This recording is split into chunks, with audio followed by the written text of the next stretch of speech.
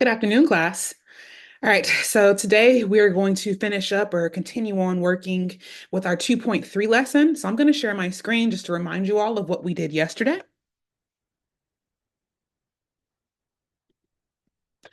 All righty, so yesterday, once again, we were checking out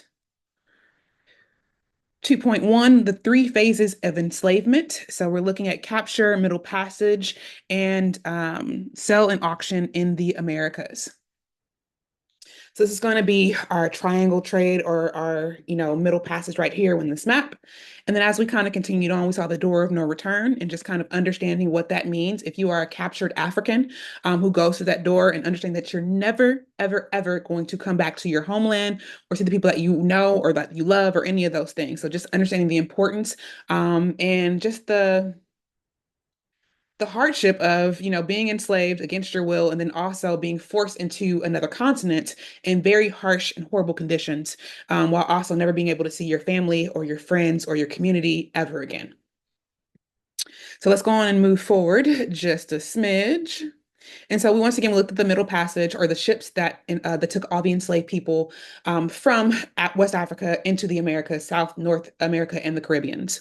So we went over this. We saw the space that they had, about 4 square feet, which is not much at all.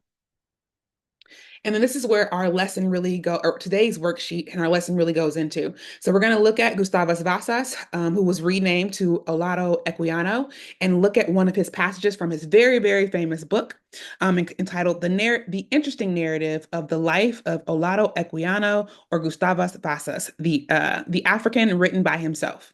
So once again, it's such a very, very popular manuscript that it's going to have 9 editions printed before he dies. So he's going to die in 1797. He puts his book out in 1789. So over 8 years, he has 9 editions, which lets you all know how popular it was because they had to keep coming out with new editions and a new edition and a new edition as well.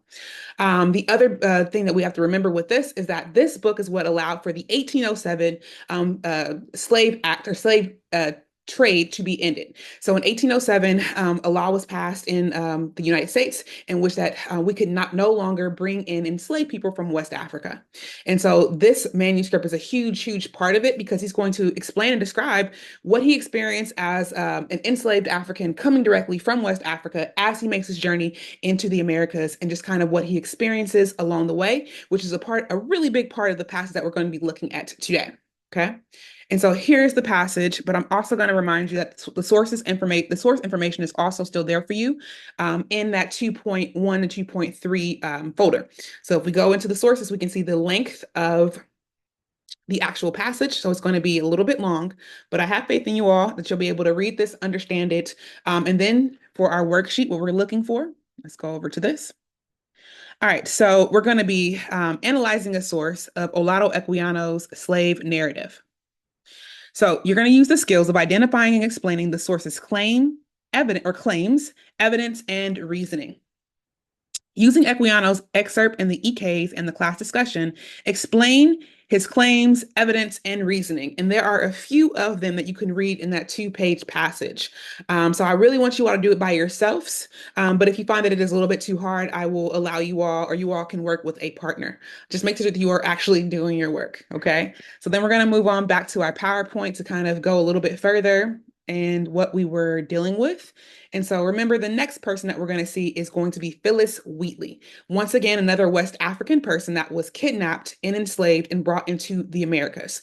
Once again, she is going to be one of the few during the 1700s of African enslaved people who actually know how to read and write.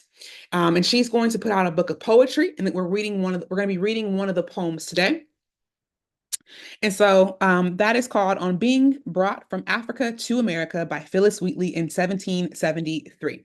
This is a very, very short poem, but I feel like there are a lot of key words in here that will help you all understand what she is talking about. Once again, if there are words in here that you do not know, I expect you all to look them up. Who knows what your quiz is going to have tomorrow? It might have a little bit of this, it might have a little bit of that, but make sure that you guys are looking up words that you do not know. So with this, we're going to check out Phyllis Wheatley's poem. Once again, just take your time, go line by line, and understand what she's talking about, and then also connect this with previous things that we have discussed in class, and things that literally between Queen and Zinga, or even just anybody kind of dealing with Europeans, kind of what their experience is and what they are forced to do to get credibility. Okay, so the same thing with that. You guys are going to go, let's go over to our worksheet. And so let's go to our sources. So once again, the sources have it right here, same short poem right there from Phyllis Wheatley. And if we go over to our worksheet, then right down here, we have task 1B. So you're going to analyze Phyllis Wheatley's poem. You're going to identify and explain the source's claim, evidence, and reasoning, just like you did with Olado Equiano or Gustavus Fasas. And you're going to, using Wheatley's poem and the EKs in our class discussion, explain her claims, evidence, and reasoning. Once again, you probably only have one claim out of this one. I think it is, for me, it is right there. I really want you to do this one all by yourselves and not use any help with this one, because you have to learn how to kind of understand older English and how it was written. And then you also have to understand how you have to be able to pull out the important things or just know what's important about what is going on. So I want you all to work on those two things during the class period. When I see you all tomorrow, once again, we're going to have a quiz on the crash course video that we watched on Friday. And then we're also going to have a quiz on 2.2. We're going to continue on 2.3 so we can start a DBQ or a document-based question so that we'll be able to continue on with our AP skills. I think that's pretty much it for the video. Once again, if you have any questions, just go on and send me a message on Schoology. I will check my messages before 6 p.m. Today. After 6 p.m., I will respond to you all tomorrow. Have a wonderful, wonderful, wonderful Tuesday, election day. And yeah, have a great day. I'll see you all tomorrow.